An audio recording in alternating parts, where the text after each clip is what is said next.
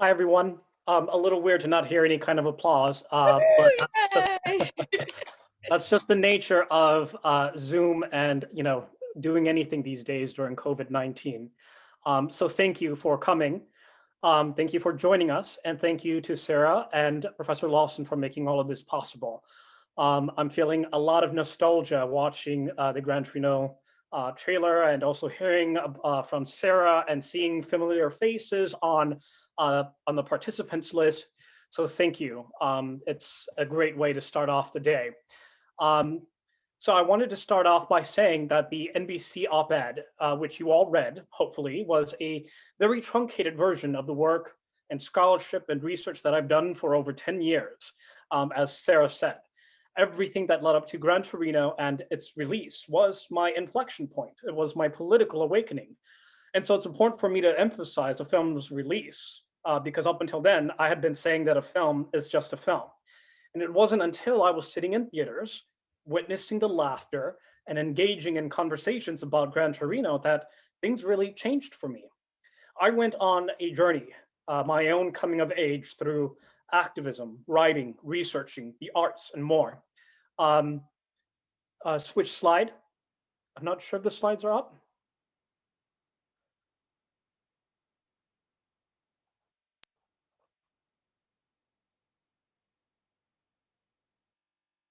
Yep, this one. Thank you. So I wanted to share this story of my first speaking engagement to show you all why things quickly changed for me. Shortly after Gran Torino's release at the end of 2008, I was invited to the University of Pacific in Stockton, California. The event was called The Real Gran Torino Story, Stockton's Secret War on the Streets. Notice the use of secret war as a kind of metaphor here, referencing the secret war in Laos. So this community event used Gran Torino as a vehicle to raise awareness about and to address the issues of Southeast Asian American gang and gun violence in the city of Stockton. It was powerful being a part of the conversation there that centered community members. The issues of food deserts, unemployment, low wages, gangs, police brutality, and incarceration were raised. Politicians and local officials heard personal testimonials from members of the Hmong, Lao, Viet, and Cambodian communities of Stockton. And this was in part because of Gran Torino. So a film isn't just a film. After Stockton, I was invited to speak more. I went from venue to venue, speaking engagement after engagement. And just a reminder, I was still 16. It was at these speaking engagements where the question about the slurs in Gran Torino was raised. And it was uncanny because it was always an Asian American audience member who raised the question about those slurs. And like that, it was always mostly white people who would say in response that they themselves didn't find the slurs offensive and that those who did were just too sensitive. So at these, talks, what was being said was, for us to get over it or to learn to take a joke. And this was a recurring thing at all of the talks that I gave. It always happened. So this was what my NBC op-ed was about. What I saw and heard was this reduction of Asian Americans to jokes, being told to get over it or learn to take a joke. These were things that were meant to shut us down. And this was exactly how the public responded to anti-Asian racism in the early days of COVID-19. The jokes and the laughter in the theaters, these were attempts to reduce Asian Americans to jokes, punchlines, and to reduce Asian American issues to racial non-issues. So for them, for these people, anti-Asian racism was seen as less harmful and less insidious. And so of course, anti-Asian racism was shrugged off and it wasn't taken seriously. So of course, the racial hatred that we saw was swept under the rug and ignored. And this was why the racial hatred erupted with such grotesque violence in Atlanta, Georgia. Switch slide. So as I continued speaking, I began to see that the slurs were not just a function of a racist character in a script. Sure, we can argue that Walt was part of an anti-racist allegory, but this interpretation ignores the consequences of a film's unintended messaging and its reception. Because it doesn't matter what the intentions are or what the text of the film is. How it is received by viewers is not unidirectional. There are many, many ways that the film can be interpreted. So one interpretation praised Gran Torino as the post-race and Obama era film. At some point, even the White House issued a statement that the Obama family was watching Gran Torino.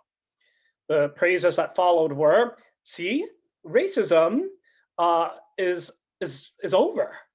It's no longer a problem. We are all a part of the human race. Or see, this movie shows us what it means to overcome our differences and move on from racism. Racism no longer exists. Switch slide. So there were other white audience members who came up to me afterward to tell me about their relatives watching Gran Torino and one particular scene. And that scene was when Korean War veteran Walt Kowalski said, "I used to stack fucks like you 5 feet high in Korea, used you for sandbags." So basically what was happening was there were these audience members who came up to me and told me in private that they had white relatives who laughed at that line and repeatedly quoted it.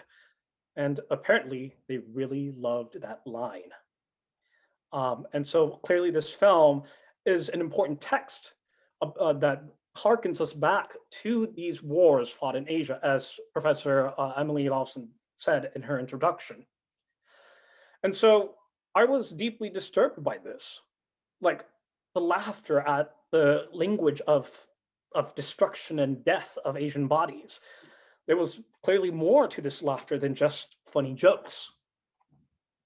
I knew that Gran Torino was, at that point, I knew that Gran Torino was a cinematic fiction that people lived in.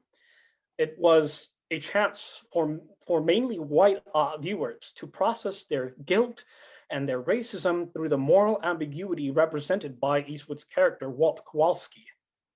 Laughter wasn't a laughing at Walt, but a laughing with. It was their process of identification. And this viewing experience was clearly not a harmless viewing experience. It was their collective catharsis.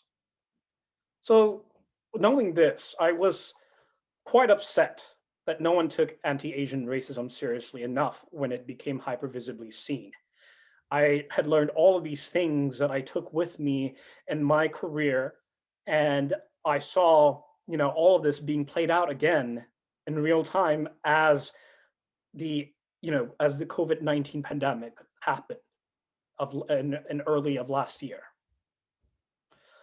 So even some 10 years later, we are still only getting at the heart of what is wrong with how this country responds to and thinks about anti-Asian racism. Asian America as an incoherent racial collective is overlooked. We know that. It is hard to define, it is hard to approximate, and it eludes the public. So yes, what we're living today is the result of the failure and inability of our language to say anything of substance about Asian America. Switch slide, please. So I pose this to you all. A concept's semantic conventionalization determines whether or not that concept can achieve a social strength as a thinkable thing, and whether or not it will enter into a language's lexicon. This is what linguists call linguistic cognitive lexicalization. In other words, something becomes linguistically intelligible by the frequency of its use. In other words, or simply put, before a concept can become thinkable, that concept must have been uttered innumerable times until it became fathomable, and easily articulated and obvious. So you can think of it this way. That saying, a lie when repeated enough becomes the truth. Becoming the truth, or becoming a social fact, is how a concept achieves a social strength as a thinkable thing. Asian Americans carried the weight of this linguistic burden. It wasn't enough that we had to speak ourselves into the spotlight, because if no one could fathom us, and if no one could perceive us, how could they possibly hear us or listen and make sense of what was happening to us? So again, anti-Asian racism was hard to call out, as we all knew. It was hard for many to see. It was something that was clearly unthinkable. And even when there was a chance to talk about what was happening, all that could be said was perfunctory and a display of an impoverished understanding of Asian Americans and Asian America. So we were not understood, and this invisibility became deathly. And yes, this invisibility is but one of the many effects of anti-Asian racism. Because, as we're saying, as everyone is saying now, who would have thought that Asian Americans struggle? Who would have thought that Asian Americans are racial minorities? So what we're seeing is the hegemony here at work, working through the various sites of cultural production: movies, law, political institutions, elite high schools, and our education, news media. And, this is all about the model minority myth, right? We're just too well off, too well educated, too docile, and too whatever, immune to racism. So, who would think about us suffering or struggling? So even if Gran Torino showed Asian Americans, Hmong Americans, showed our poverty and our dysfunction, that wasn't enough to disrupt the ways that people perceive Asian Americans. So those of us who know about Asian American history know that what happened in Atlanta, Georgia was tragically inevitable. Inevitable. What we saw in Atlanta was the practice of an ideology of anti-Asian racism that was brought to a head. It was what we might call a heightening of contradictions that made it possible for everyone to see what this moment of anti-Asian racism was really about. The refusal to recognize Asian humanity, like the wars fought in Asia, like the joke or the laughters at what Walt Kowalski said about stacking Korean bodies, Asian bodies, like sandbags. Next slide, please. So as Edward Said wrote in Orientalism, he said, every one of them, the Orientalists, kept intact the separateness of the Orient, its eccentricity, its backwardness, its silent indifference, its feminine penetrability, its supine malleability. Basically, the discourse about who Asian Americans are was taken as more real than actual Asian Americans could ever be. And likewise, the Orient, as the Orientalists saw it, was more real than the actual Orient could ever be. Orientalism, too, had achieved a social strength as a thinkable thing. So Edward Said's point was that there was this large body of work that rendered the Orient obvious and understandable on certain terms, that made it so readily available to be conjured up when speaking about the Orient.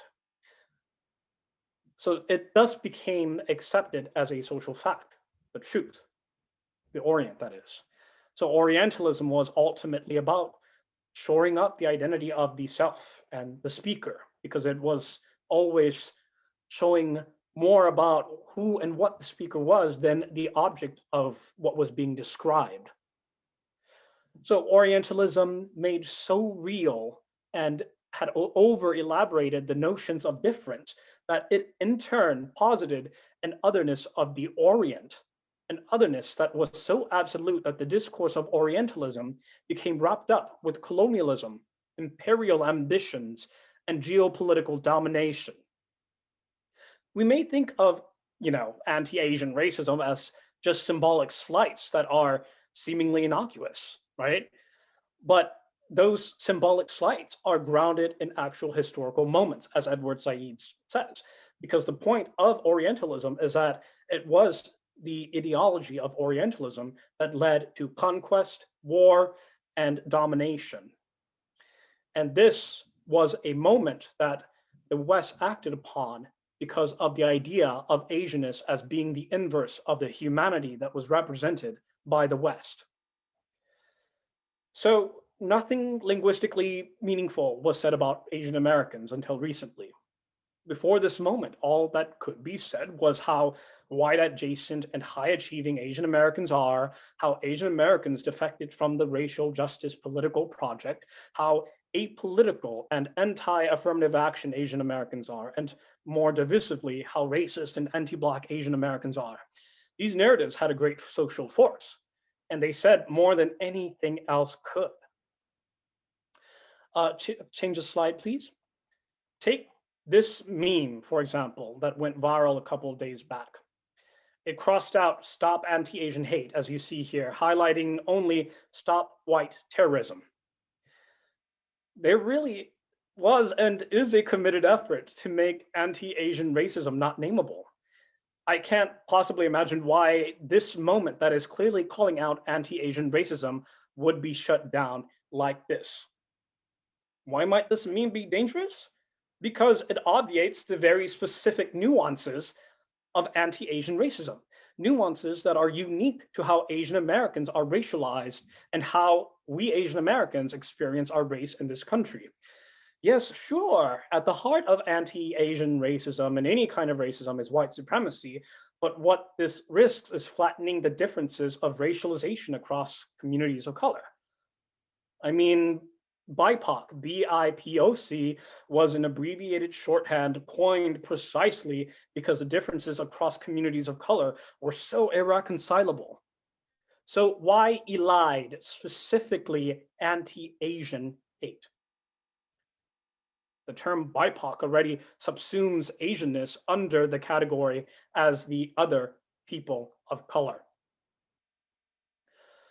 So to do just this is to enact a symbolic violence against Asian Americans yet again, and to ignore the anti-Asian racism that is not only restricted to white America.